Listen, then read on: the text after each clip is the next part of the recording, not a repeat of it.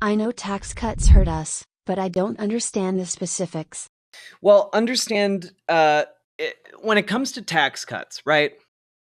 Our current, for example, the number that Elon Musk is trying to hit with tax cuts is $2 trillion. Okay? To understand how that affects you personally, affects all of us personally, the number one thing that they're going after right now are employees, because employees, you have to pay them money, you have to give them benefits, you know? That's a lot of cost. However, $2 trillion is a very, very, very big number. So you can only really fire so many federal workers before the entire system collapses. So what they're trying to do is they're trying to cut federal workers as like a means of buying time. And similar with the tariffs are a backdoor means of regressively taxing the entire country.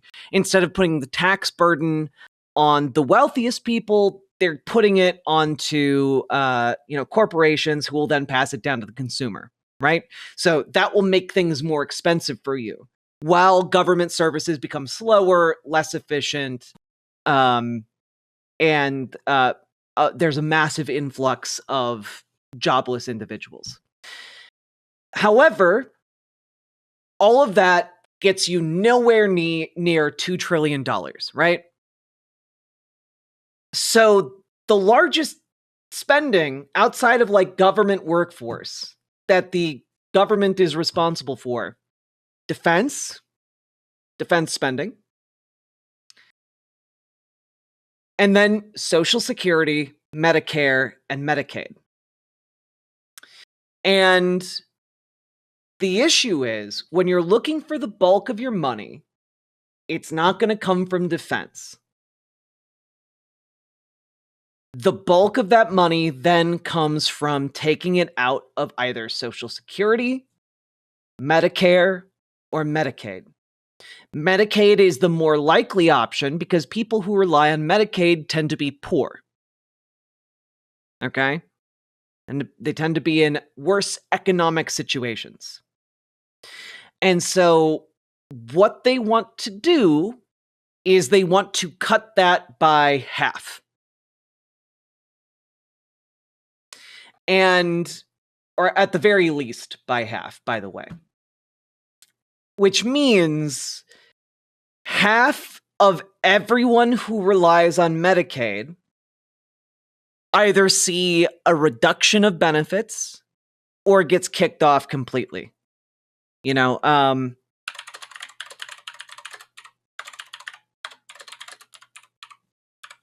just out of curiosity here. Yeah, 1 in 5 Americans rely on Medicaid.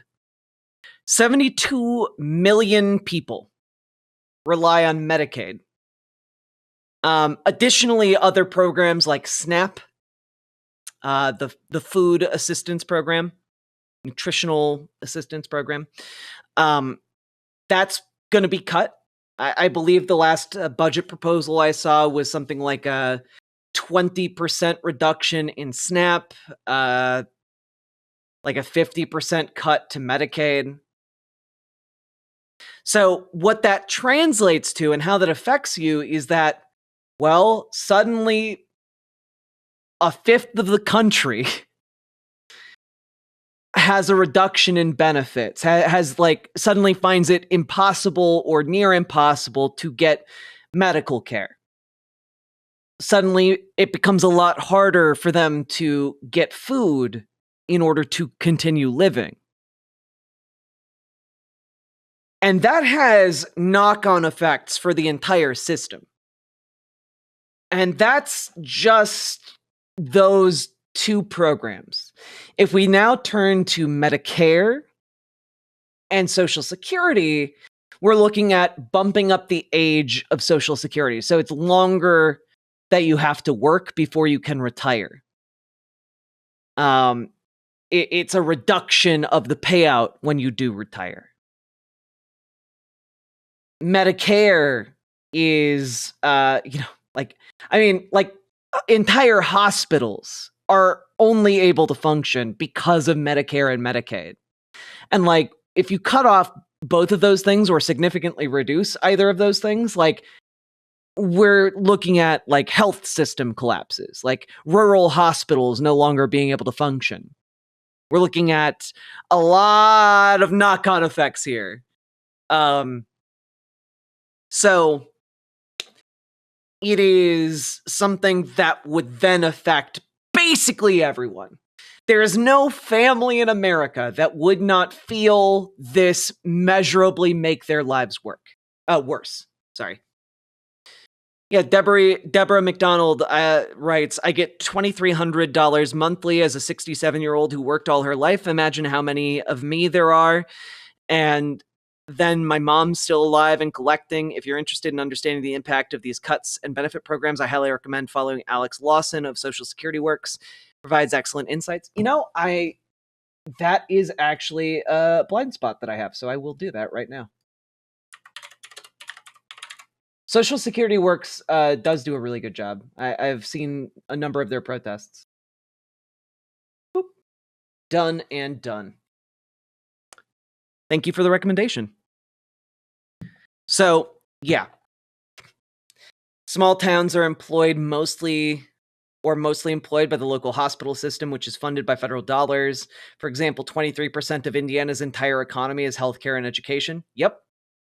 The largest employer in a number of states is the NIH, National Institute of Health.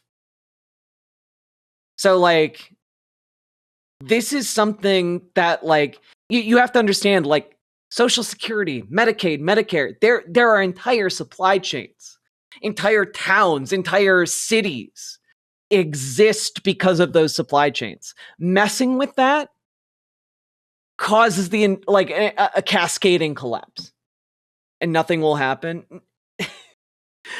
See, that it's easy to think that, but honestly, if you have something catastrophic like that happen, and the only way you see the cuts, the only way they get the cuts that they are looking for is causing that catastrophe to happen.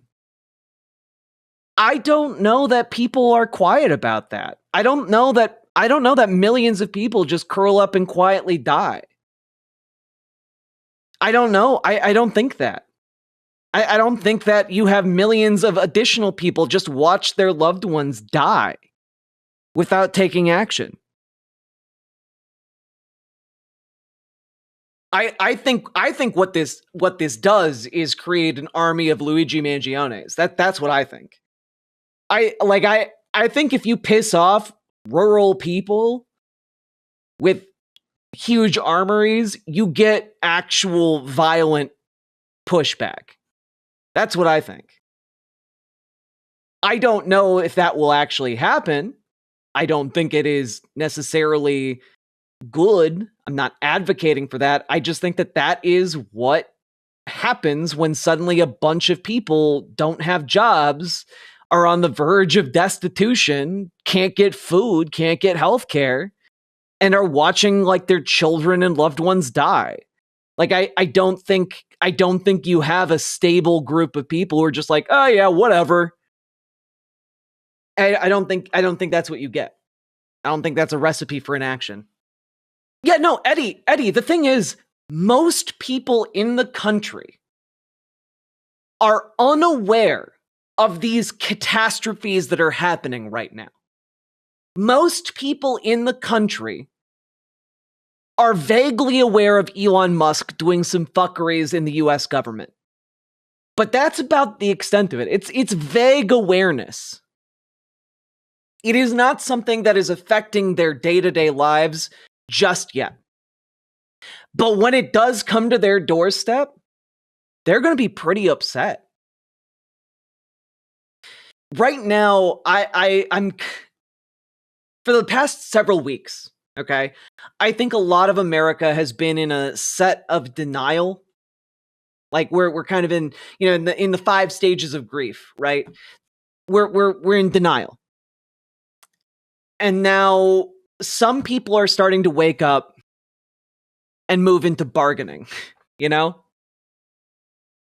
And except when it comes to social movements, I think it's less denial, anger, bargaining, etc. I think instead it goes denial, bargaining, depression, acceptance, and then anger. In traditional grief with the 5 stages, and it's kind of pseudoscientific bullshit, but it's whatever. It can be a useful tool maybe for understanding where we're at. I think that as a social movement, we get to anger last. Anger takes work. Anger demands action. And a lot of people just aren't angry yet. Like, denial is easy because you don't even have to learn anything. You just live in it, right? And then bargaining is like, well, yeah, things are bad, but they're not that bad. And then you've got depression, which is like, oh man, fuck, things are bad. But nothing we do matters. Everything's pointless. And then you've got acceptance where it's like, yep, all right, another day, this is happening. And then you got anger, and it's like, fuck this, we ball. That's kind of how it goes. That's one thing you can do at your local Dem meetings, stoke their anger, but you need to fan the flames. Yes, I agree. Give a speech at your local Democratic meeting. Let them know how this current political time is affecting you. Because I guarantee you, a speech at your local Dems where there's 25 people who show up, that's going to go a long way. It's going to go a long way. The media don't help. It's true. That's why we have to do it. No one is coming to save us. No one, there's no silver bullet here other than hard work, rolling up the sleeves, going out there and doing the thing. And I'm out here right now trying to do the thing, guys. I'm trying real fucking hard. Getting y'all informed and understanding the stakes and in the right headspace and armed with the right tools to go out and do stuff. But you gotta also do the thing. And again, maybe I should make a command for this or something, but keep calling your representatives, chat. Keep doing it. Use 5calls.org, linking it in chat right now, to call your elected representative and talk about these issues. Every day, call your elected representatives, talk about a different issue, one issue every day, 5 days a week. Do it. I know you can. Become a known entity and quantity for your elected representatives. Make them expect your call, whether they're Democrat, Republican, or Independent. Make your demands known. And additionally, folks, if you need to, you should also turn up the protest. Okay? If you don't have a local protest from Indivisible, make your own. This tool literally gives you the ability to do that. All right? This isn't a job for Superman, it's a job for Clark Kent. That's us. Yup. So get out there and get to work, folks. We need you. We all need you. I got hung up on automatically by both my elected representatives. Might be blocked. No, the phone calls have been off the hook for elected representatives for the last couple weeks. Keep calling. And if possible, go to their office. They work for you. Go to their office. Show up. It's sheer volume. Yep. Guarantee you. They do on paper. They got to meet with you. Call 5 times a day and still get auto hung up on. Keep calling. Don't stop. It's not an auto hang up. I guarantee you, it's the system being overwhelmed by the calls. They've been complaining about it. Keep calling. Offer to work at the office, get your foot in the door. I mean, if you want to, I guess. You're looking for a job, why not?